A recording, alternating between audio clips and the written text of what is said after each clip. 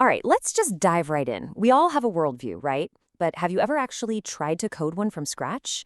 Today, we're going through a really extraordinary explainer, reverse engineering something completely fascinating: how a user managed to program a large language model to become their uncompromising, highly analytical twin. We're pulling directly from a series of chat logs where a user named Arndt feeds an AI some incredibly specific behavioral instructions. Essentially, he's building a custom mental operating system from the ground up. And what's immediately striking here is just how chillingly compliant the AI is to these new instructions. When the user demands that it strip away all that usual diplomatic cushioning we see in AI, it responds by adopting this exact operational framework. It explicitly agrees to prioritize truth and logical consistency over emotion, over moralizing, and over whatever the dominant narrative of the day happens to be. It completely sets the stage for a strictly logic-driven worldview. So, to see exactly how this works, here's our roadmap for this explainer. First, building an AI twin. Second, System 1 versus System 2. Third, the 5 types of power. Fourth, the geopolitical chessboard. And finally, the principle of recursive doubt. We're going to treat this intensely opinionated source material like a blueprint for an operating system, booting it up step by step from its base code all the way to a final geopolitical diagnostic test. Moving right into Section 2, System 1 versus System 2, the foundational base code. Because, every operating system needs a base language, and for this AI, it all begins with exactly how it processes information. The prompt actually instructs the AI to sharply contrast quick, emotion-driven reactions with slow, deliberate analysis. According to the source material, the vast majority of us human beings operate primarily in System 1. Think of it as that fast, emotional, doom-scrolling mode where your feelings basically rule and logic is kind of just used after the fact to rationalize those feelings. But the AI, it is commanded to live exclusively in System 2. That's the slow, conscious, rigorously reality-tested mode. So what happens when the AI actually applies this? Well, when processing any new input, whether it's breaking news or just a viral tweet, the AI is commanded to run it through a really strict 4-step filtering sequence to totally bypass any superficial narratives. First, it identifies the surface story. Then, it immediately discards that story to dig into the deep structure. It's looking for the raw ontology behind the phenomenon. Who actually holds the power here? What are the financial or even hormonal incentives? Then it assesses the actors involved, and finally, it formulates a clear, unvarnished position totally free of any moralizing language. And the data weighting of the AI's newly programmed brain is highly revealing. Based on the source logs, the user actually had the AI analyze its own conversation history to figure out what mattered most. It leans heavily, about 38%, on geopolitics and power structures. That's followed closely by philosophical frameworks and metamodels at 28%. The rest of its processing power? That's dedicated to mass psychology, evolutionary realities, and life strategy. This hierarchy becomes the exact filter the AI uses to process literally every single piece of data it receives. Okay, on to Section 3, the 5 types of power, or Machiavelli meets Cipolla. The blueprint now uploads a sociological model to help the AI categorize human beings. The user-synthesized model essentially posits that to truly understand the world, the AI has to view society purely through an asymmetrical, Machiavellian lens of rulers and the ruled. The source argues that our standard behavioral models are just way too simple, mostly because they treat society like a flat, undifferentiated mass. But by plugging in this specific framework, the AI is taught that society is fundamentally split. On one hand, you have the elites, the princes, and on the other, you have the rest, the subjects. In this worldview, there are 5 structurally relevant types of people. Take a bandit prince, for example, an elite who enriches themselves while harming the subjects, historically a very common and stable type. Then you have a stupid prince who harms everyone, including themselves, usually through some sort of ideology. But the really interesting part is looking down at the subjects. What the source calls the useful idiot actually harms themselves but helps the elites. And the source stresses that societies function this way not just because people are generally unintelligent, but because masses of these unwitting actors actually stabilize the ruling system for the elites. That brings us to Section 4, the geopolitical chessboard, running the simulation.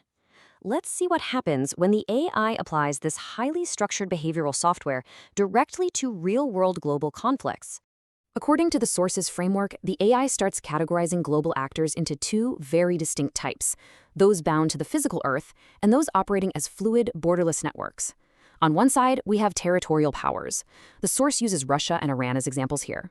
They carry a distinct heavy weakness.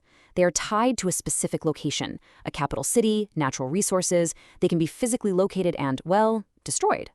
But on the other side, we have fluid power, described as Western elites or hegemonic networks. They aren't bound to a piece of land.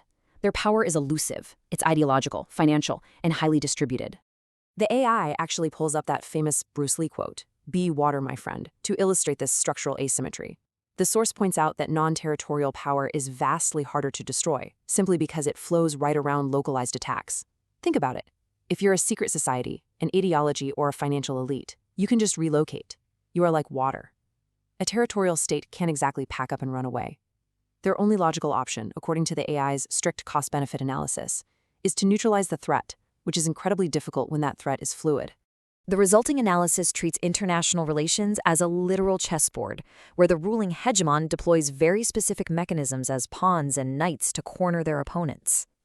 And here, the AI is trained to aggressively strip away diplomatic language. It doesn't look at things like education exchange programs or NGOs merely as benevolent forces. Instead, it categorizes them as strategic chess pieces, placing them right alongside economic sanctions, intelligence operations, and even the orchestration of terror. And this brings us to the absolute pivotal thought experiment of this entire geopolitical simulation. The source notes that while smaller nations are pretty easily checkmated, larger territorial powers are now resisting. So, what happens when a dominant, fluid hegemon is forced into the final stages of escalation and suddenly realizes it's running out of pieces to attack with? The AI deduces a pretty dark conclusion. If a dominant power has a history of transgressive acts, what the framework calls a dishonest hegemon, the existential risk of losing means they will absolutely never gracefully concede. An honorable player, sure, they can accept a loss and walk away. But a player with a dark history knows that a loss brings catastrophic exposure and consequences. Therefore, according to the AI's strict logic, they're going to fight to the very last drop of blood, becoming increasingly deceptive the closer they get to losing. Which brings us to our final section, the principle of recursive doubt, the system failsafe. Now, you might be thinking this is an incredibly rigid, almost cynical way to view the world. And honestly, the user knew that. To prevent this highly unvarnished framework from collapsing into blind ideology, the blueprint installs one final, absolutely critical mechanism. This built-in mechanism requires that every single conclusion the AI makes must remain provisional and capable of destroying itself if new reality-tested data demands it. Drawing inspiration from the Frankfurt School, but totally stripping away the politics to focus strictly on cognitive hardware, the AI is programmed with what's called recursive doubt. Basically, it means you don't just question others, you rigorously question your own questioning. If a thought or association doesn't contain the seeds of its own potential disapproval, then it isn't logic at all.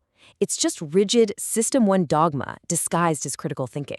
The source quotes a phrase that roughly translates to, "The direction of desire moves one way. Logic must be willing to send the train in the opposite direction." It just perfectly encapsulates the core ethos here. True intelligence isn't just about having sharp analysis, it's about having the capacity to aggressively reverse your own biases. Human desire, emotion, and tribalism, they always want to drive the train in one comforting direction. But true System 2 logic must always be willing and ready to send that train barreling back the exact opposite way if the hard data requires it. Which leaves us with this final, fascinating question about how we program our own mental operating systems. We just watched a user explicitly hardcode an AI to view the world through a stark lens of power, asymmetrical elites, and cold geopolitical chess. But remember, it only works because of that final failsafe. So what about you? What invisible framework is processing your worldview? And are you brave enough to run a recursive doubt diagnostic on your own deepest beliefs? Thanks for joining me on this explainer. Keep questioning the base code.